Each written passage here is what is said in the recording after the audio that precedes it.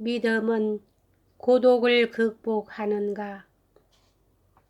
보라, 너희가 다 각각 제 곳으로 흩어지고 나를 혼자 둘 때가 오나니 벌써 왔도다. 그러나 내가 혼자 있는 것이 아니라 아버지께서 나와 함께 계시느니라.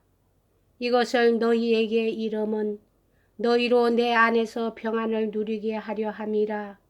세상에서는 너희가 환난을 당하나 담대하라. 내가 세상을 이기었노라 하시니라. 요한복음 16장 32절에서 33절.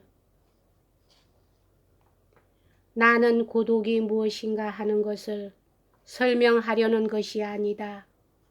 그것은 우리들 자신이 예외 없이 항상 체험하고 있어 너무나 잘 알고 있을 것이기 때문이다. 인간의 삶이란 마치 끝없이 넓고 넓은 바다 위에 떠 있는 이력 편주를 혼자서 노젓고 가는 외로운 뱃사공과 같다. 즉 인간의 삶은 끝없는 하늘과 바다, 어느 항구에서 떠나 어느 항구로 가는지조차 분명히 알지 못하는 배 위에서 허우적거리다가 때가 오면 바다 밑바닥으로 빠져 들어가는 것과 같은 고독의 연장이라고 할 수 있을 것이다. 우리의 귀가 둔해지지 않았다면 세상은 외로운 사람들의 한숨 소리로 꽉 차 있음을 알 수 있을 것이다. 참으로 인간이 당하는 고통 가운데 가장 어려운 고통이 아마 고독일 것이다. 인간은 이 고독을 극복해 보고자 여러 가지 해결 방법을 모색한다. 우리는 흔히 가장 고독한 사람이란 자기의 상대되는 이성이 없이 혼자 사는 사람이라고 생각한다. 그래서 우리는 사랑하는 이성의 품에 안겨 불타는 애무의 엑스타시 속에서 고독을 태우려고 한다. 사실 아마 그 순간만은 고독을 아랑곳 없이 다 놓아버린 것 같기도 하다. 그러나 일단 그 순간이 지나면 이미 다 타서 없어진 줄 알았던 고독이 마치 잿더미 속에서 다시 살아나오는 불사조처럼 다시 날개를 치고 일어나는 것이다. 우리는 또 고독을 극복하기 위해서 정신적, 인격적인 사랑을 서로 나눌 수 있는 벗을, 자녀를, 스승을, 제자를 찾아가기도 한다. 인간의 의욕 가운데 가장 강렬한 의욕은 사랑하고 싶고 사랑을 받고 싶은 욕망이다. 그러나 진정으로 사랑하고 사랑받으려는 욕망을 가져본 사람이라면 그 요청이 최후의 단계에서 거절을 당하는 고독을 체험하였을 것이다. 만일 내가 홀로 방에서 사랑하는 친구가 찾아올 약속 시간을 시계의 초침을 세어가며 초조히 기다리고 있다고 하자. 드디어 그 시간이 되어 친구가 찾아와 노크를 한다. 그런데 그 친구가 문을 열고 들어오지 않고 밖에서 그냥 되돌아간다면 그때 나의 쓸쓸함은 어떠하겠는가. 그러나 사실 알고 보면 이것이 사람과 사람과의 교제이다. 인간이란 결코 타인이 관통하지 못하는 어떤 요소를 지니고 사는 존재이다. 누가 여기서 나는 당신의 것이며 당신 앞에는 비밀도 없고 아낄 것도 없다고 고백한다면 이것은 자기도 모르게 하는 거짓말이다. 채울 수 없는 애정의 기갈을 면하기 위하여 사람들은 고독을 잊어버리는 방법으로 일부러 바쁘게 산다든지 향락에 몸을 잠궈 버린다든지 또는 군중 속에서 웅성웅성 살아보기도 한다. 그러나 이것은 자기의 혼을 마비시켜 고독을 잊어보려는 정신적인 자살이다. 인간에게 참으로 견딜 수 없는 절박한 고독은 바로 군중 속에 끼어서 느끼는 고독이요. 향락의 밤이 지난 다음날 아침에 찾아오는 고독이다. 이렇게 고독을 물리칠 수 없는 운명의 울타리 속에서 허우적거리며 사는 것이 곧 인간의 존재임에도 개 중에는 자기는 전혀 고독을 모르고 산다고 뽐내는 사람들도 더러 있다. 그러나 그것은 그들이 그만큼 행복해서가 아니라 그만큼 둔한 때문이다. 이렇게 둔한 사람들에게도 결국은 자기의 고독을 뼈저리게 느끼지 않을 수 없는 때가 오고야 만다. 그것은 죽음에 이른 때이다. 사람은 누구나 죽고야 말며 죽을 때에는 결국 홀로 죽는다. 정사하는 사람들도 있으나 그들 역시 함께 죽는 것은 아니며 따로 죽는 것이다.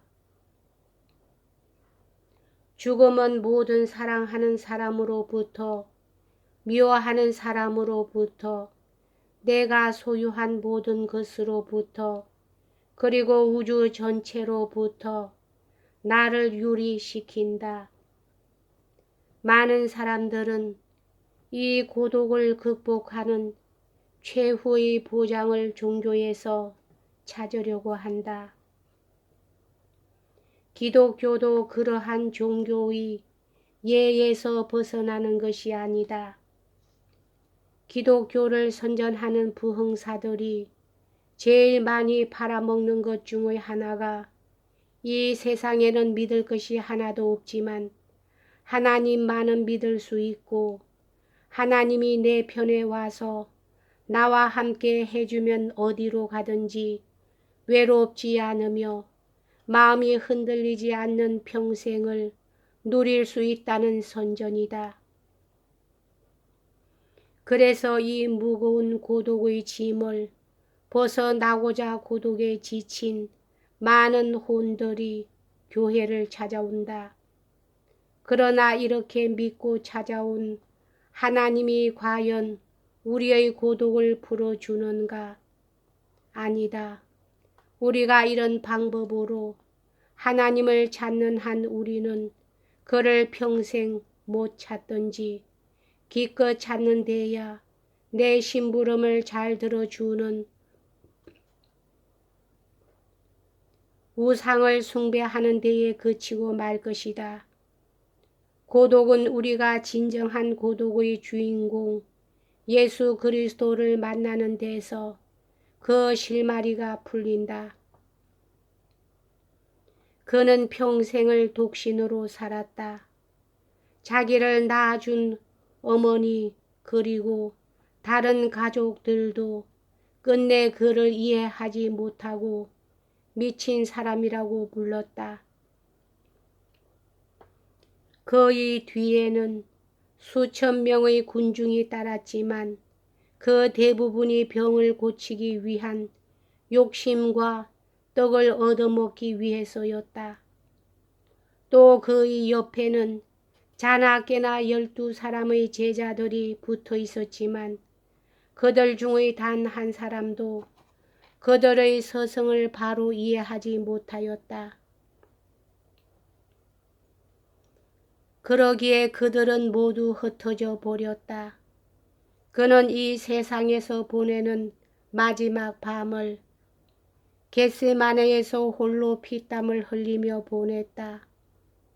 홀로 십자가를 지고 골고다로 향하였고 홀로 십자가에 못 박혔다.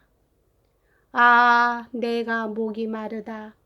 라고 고함을 질러 보았으나 그 타는 목을 죽여주기 위하여 물 한 모금 가져다 주는 사람도 없었다.